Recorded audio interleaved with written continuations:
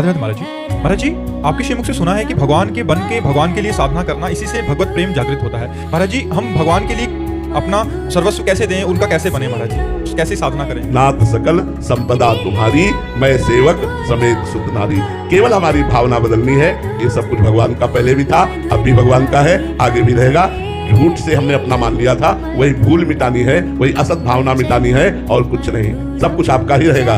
जब भोग लगाते हैं तो वो पदार्थ नहीं रह जाता, वो प्रसाद हो जाता है। लेकिन जब हम बिना भोग लगा पाते हैं तो वो पदार्थ रहता है। पदार्थ में गुण दोष रहते हैं और प्रसाद में वो निर्विकार रहता है। तो जब हम अपना मानते हैं तो कर्मों का भोग भोगना पड़ता है, और जब प्रभु को समर्पित हो जाते हैं तो भोग भोगते हुए भी वो निर्विकार स्थिति को प्राप्त होकर मोक्ष या प्रेम को प्राप्त होता है। तो हम भगवान को कैसे अपना समर्पण करें? भावना से।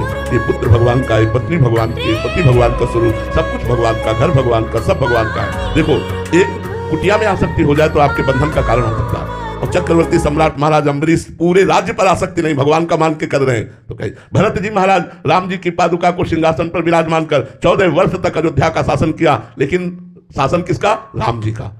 राज्य किसका? राम जी का। भरत जी क्या समझते थे? मैं सेवक हूं और पादुका जी राजा हैं, उनकी आज्ञा मांग मांग करके पूरे नगर का शासन करते थे। ऐसे ही मैं सेवक समेत सुत नारी, अगर ऐसा भाव है, नाथ सकल संपदा तुम्हारी, तो पूर्ण समर्पण है। समर्पण का मतलब ये नहीं होता कि हम कहीं कुछ लिखा पढ़ी बदल दें।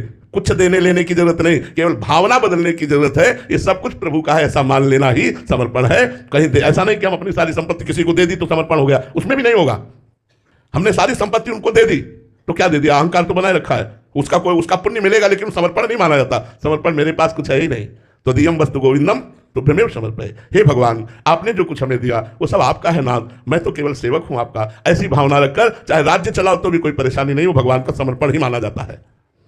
रक्षिता